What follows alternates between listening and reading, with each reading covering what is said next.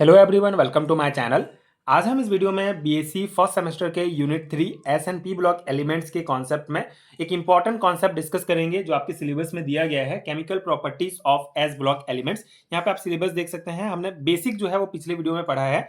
आज हम यहाँ पे स्टार्ट करेंगे chemical properties of s block elements, जिसमें हमको वाटर के साथ, एयर के साथ और नाइट्रोजन के साथ एस ब्लॉक के एलिमेंट्स किस प्रकार से रिएक्शन करते हैं, क्या कॉन्सेप्ट है, डिटेल में पढ़ना है। तो आज हम इस पर्टिकुलर वीडियो में वाटर के साथ जब एस ब्लॉक के एलिमेंट्स रिएक्ट करते हैं तो किस प्रकार के कंपाउंड्स बनते हैं, क्या कॉन्सेप्ट है, डिटेल में समझेंगे। प्रॉपर नोट्स आपको इसका प्रोवाइड करूंगा जो आपके एग्जाम प्रिपरेशन के लिए बहुत हेल्पफुल होगा। So chemical properties of s block elements की अगर मैं बात करूं तो alkali and alkaline earth metal so high chemical reactivity. The reason for this is that their ionization energy and sublimation energy are low. The values of both these energies are much lower for the element of the first group than for the element of the second group, so they are more active. तो ये theory point है। यहाँ पे concept क्या है हमारा कि alkali metal और एल्केलिन अर्थ मेटल जो है, इनकी केमिकल रिएक्टिविटी जो है वो ज्यादा होती है, क्योंकि इनकी आयनाइजेशन एनर्जी और सब्लिमेशन एनर्जी जो है वो कम होती है। यहाँ पे दो टर्म दिख रहा होगा आपको, आयनाइजेशन एनर्जी और सब्लिमेशन एनर्जी। तो एल्केली और एल्केलिन अर्थ मेटल का केमिकल रिएक्टिविटी हाई होता है, क्योंकि इनका ionisation energy and sublimation energy low होता है। अब यहाँ पे ये जो दोनों टर्म है इसको हम थोड़ा समझ लेते हैं। सब्लिमेशन एनर्जी क्या होता है बेसिकली, कि किसी सॉलिड मेटल को सीधे गैसियस एटम में बदलने के लिए जो आवश्यक ऊर्जा होती है, जितनी ऊर्जा नीड होती है, उसको सब्लिमेशन एनर्जी कहा जाता है। ठीक है, जैसे मान लेते हैं कि सोडियम हमारा सॉलिड फॉर्म में है, तो इसको गैसियस फॉर्म में चेंज होने के लिए जितनी एनर्जी की हमको नीड है उसको सब्लिमेशन एनर्जी कहते हैं। एंड ये जो सेकंड टर्म है हमारा आयनाइजेशन एनर्जी, ये बेसिकली किसी गैसियस एटम से एक इलेक्ट्रॉन को बाहर निकालने के लिए जितनी एनर्जी की आवश्यकता होती है उसको हम आयनाइजेशन एनर्जी कहते हैं। ठीक है, सिंपल सा कॉन्सेप्ट है। सोडियम सॉलिड फॉर्म में है तो इसको गैसियस फॉर्म में चेंज करने के लिए जो एनर्जी लग रहा है उसको सब्लिमेशन एनर्जी कहेंगे। एंड ये गैसियस फॉर्म में चेंज हो गया तो ये गैसियस फॉर्म में चेंज हो गया, तो इस गैसियस एटम से एक इलेक्ट्रॉन बाहर निकालने के लिए जो एनर्जी आवश्यकता होती है उसको आयनाइजेशन एनर्जी कहा जाता है। ठीक है, आपको समझ में आ गया, ये बेसिक है।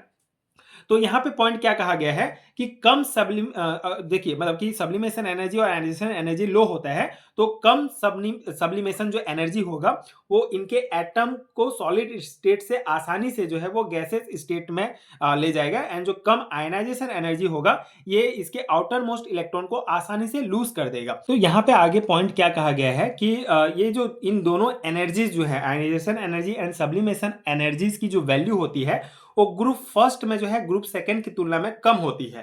ठीक है, ग्रुप फर्स्ट का जो है ग्रुप सेकंड की तुलना में और ज्यादा कम होता है, इसलिए ग्रुप फर्स्ट के जो मेटल्स हैं वो ज्यादा आसानी से इलेक्ट्रॉन लूज करते हैं और अधिक रिएक्टिव होते हैं। तो ये जो है केमिकल प्रॉपर्टीज का बेसिक पॉइंट है। यहाँ पे 3 इंपॉर्टेंट केमिकल रिएक्शन सिलेबस में दिया गया है, जैसे मैंने आपको सिलेबस दिखाया कि एयर के साथ किस प्रकार रिएक्शन होगा, वाटर के साथ किस प्रकार होगा और नाइट्रोजन के साथ किस प्रकार होगा।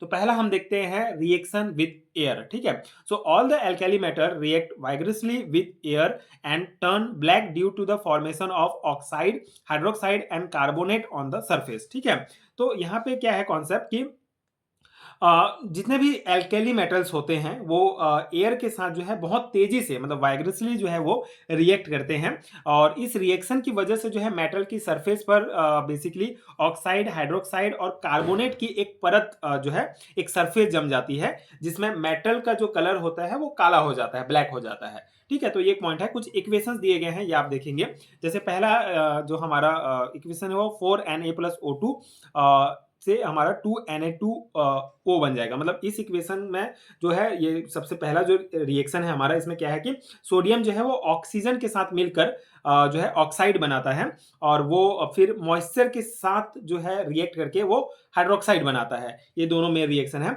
और ये लास्ट में हमारा रिएक्शन में क्या होता है कि एयर के कार्बन डाइऑक्साइड के साथ जो है ये हमारा सोडियम हाइड्रोक्साइड ये मिलकर जो है फिर से हमको कार्बोनेट और वाटर मॉलिक्यूल का निर्माण होता है। तो ये बेसिक रिएक्शन है हमारा, सिंपल सा, कि सोडियम जो है वो ऑक्सीजन के साथ मतलब एयर के साथ एयर में ऑक्सीजन है तो वो एयर के साथ रिएक्ट करके हमारा Na2O बनाता है। ठीक है, उसके बाद ये जो हमारा सोडियम डाइऑक्साइड होगा, ये बेसिकली मॉइस्चर के साथ वाटर के साथ रिएक्ट करके सोडियम हाइड्रोक्साइड बनाएगा। फिर सोडियम हाइड्रोक्साइड जब एयर के CO2 के साथ रिएक्ट करेगा तो हमको कार्बोनेट और H2O मॉलिक्यूल प्राप्त होते हैं। ठीक है, तो ये सिंपल सा हो गया। ये रिएक्शन आप ध्यान रखेंगे। एक और इंपॉर्टेंट पॉइंट है, the surface of a freshly cut metal is silvery white. ठीक है, इसका मतलब क्या है कि जब किसी मेटल को अभी अभी काटा जाता है, ठीक है, हम यहाँ मेटल की बात कर रहे हैं, मतलब जो हमारे एस ब्लॉक एलिमेंट्स की बात कर रहे हैं। तो जब मेटल को काटा जाता है, फ्रेशली कट किया जाता है, तो वो बेसिकली चमकीला होता है, सिल्वरी व्हाइट कलर का होता है, चांदी जैसे चमक रहा होता है, लेकिन कुछ देर बाद जो है वो चमकीलापन जो है वो निकल जाता है। इसका मेन कारण क्या होता है कि मेटल के अंदर की जो फ्रेश सरफेस होता है वो हवा या मॉइस्चर के संपर्क में नहीं आता है। मतलब अगर फ्रेशली हम कट करेंगे तो सिल्वरी व्हाइट दिखेगा, क्योंकि अभी तक मॉइस्चर एंड ऑक्सीजन के साथ उसका रिएक्शन नहीं हुआ है। ठीक है, लेकिन जैसे ही वो रिएक्शन स्टार्ट होगा ऑक्सीजन एंड मॉइस्चर के साथ, तो हमको जो है फिर कार्बोनेट जो है उसके सरफेस में, ऑक्साइड, हाइड्रोक्साइड और कार्बोनेट जो है उसके सरफेस में जमना स्टार्ट हो जाता है, जिसके कारण वो ब्लैक कलर का हो जाता है। ठीक है, तो यही पॉइंट है। ये रिएक्शन होगा, ये ऑक्साइड बनेगा इस प्रकार से हाइड्रोक्साइड, और फिर कार्बोनेट की परत जम जाती है, जिसके कारण वो पहले तो सिल्वरी व्हाइट कलर का रहेगा, फिर बाद में वो काला पड़ जाता है। ठीक है, तो ये हो गया। कुछ और इंपॉर्टेंट थ्योरी पॉइंट्स हम यहाँ पे देख लेते हैं।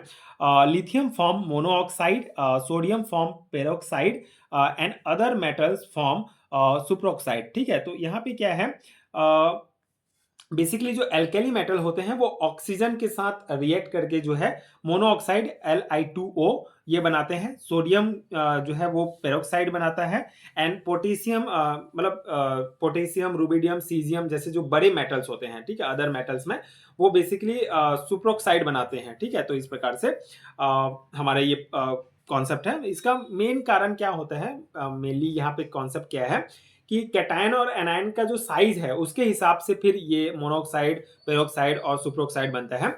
जैसे अगर हम लिथियम की बात करते हैं, ठीक है, तो लिथियम मोनोऑक्साइड बनाता है, क्योंकि लिथियम का जो Li+ आयन होता है वो बहुत छोटा होता है, इसलिए वो छोटे ऑक्साइड आयन के को जो है ज्यादा अच्छी तरह से स्टेबलाइज कर सकता है, इसलिए Li2 वो जो है मोनोऑक्साइड बनाता है। और अगर हम सोडियम की बात करें तो सोडियम जो है वो Na+ जो है वो Li+ से थोड़ा बड़ा होता है। ठीक है, इसलिए वो कंपैरेटिवली जो है O2+ मतलब कि बड़े ऑक्साइड के साथ जो है वो रिएक्ट करता है और पेरोक्साइड बनाता है। ठीक है, पेरोक्साइड Na2O2 बनाता है। और जो बड़े मेटल्स होंगे जैसे कि हमारा पोटेशियम हो गया, रुबिडियम, सीजियम, ये जो है इनके कैटायन जो है वो बड़े होते हैं, तो इसलिए ये बड़े O2- जैसे सुपरऑक्साइड आयन के साथ स्टेबलाइज करते हैं, और हमको जो है इस प्रकार का कंपाउंड मिलता है, मतलब सुपरऑक्साइड बनाते हैं। तो ये बेसिक कॉन्सेप्ट है, इनके आयन के साइज के हिसाब से ये ऑक्साइड बनाते हैं। And this happen because a small cation can stabilise a small anion and large cation can stabilise a large anion.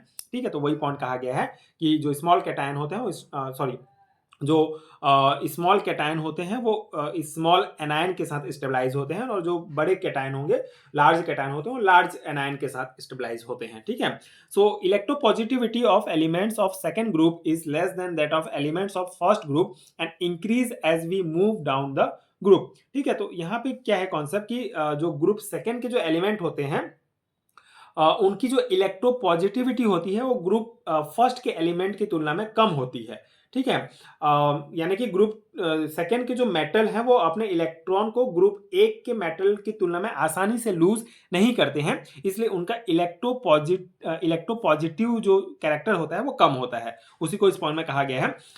लेकिन ग्रुप 2 में जो है हम ऊपर से नीचे जाते हैं तो इलेक्ट्रोपॉजिटिविटी जो है वो बढ़ती जाती है, क्योंकि नीचे का जो एटॉमिक साइज है वो बढ़ता है और आउटर मोस्ट इलेक्ट्रॉन न्यूक्लियस से दूर होता जाता है, इसलिए इलेक्ट्रॉन को निकालना जो है वो आसान होता है। इसलिए ग्रुप सेकेंड का जो इलेक्ट्रोपॉजिटिविटी होगा वो एलिमेंट वो कम होता है than elements of first group. ठीक है, तो ये कॉन्सेप्ट है बेसिकली। आगे कुछ पॉइंट्स हैं, जैसे hence their reactivity even with air is less than that of elements of first group of their period and increase as we move from top to bottom in their group. ठीक है, तो यहाँ पे क्या है कि ग्रुप सेकेंड की जो इलेक्ट्रोनेगेटिविटी होती है वो ग्रुप फर्स्ट से कम होती है, इसलिए ग्रुप सेकेंड की जो एलिमेंट्स की एयर के साथ जो रिएक्टिविटी होता है वो उसी पीरियड के ग्रुप फर्स्ट के एलिमेंट से कम होता है। ठीक है, तो ग्रुप मतलब इनका इलेक्ट्रोपॉजिटिविटी कम है ग्रुप सेकंड का, इसलिए एयर के साथ जो रिएक्टिविटी है वो भी कम हो जाता है ग्रुप एक की तुलना में। ठीक है, तो उसी कॉन्सेप्ट को यहाँ पे बताया गया है। आगे पॉइंट है, they react slowly when heated in air and form oxide, barium and radium form peroxide due to increase reactivity. Barium oxide is amphoteric, all others oxide are alkaline in nature. तो यहाँ पे concept क्या बताया है कि group second के जो metals हैं वो एयर के साथ बहुत तेजी से रिएक्ट नहीं करते हैं, लेकिन जब इन्हें एयर में हीट किया जाता है तब ये धीरे धीरे ऑक्सीजन के साथ रिएक्शन करके क्या बनाते हैं, ऑक्साइड्स का फॉर्मेशन करते हैं। ठीक है, और जैसे मैग्नीशियम को अगर हम एयर के साथ गर्म करते हैं तो मैग्नीशियम ऑक्साइड बनता है। तो इस प्रकार से ये हमारा ग्रुप सेकेंड का मेटल्स जो है वो एयर के साथ रिएक्ट करते हैं।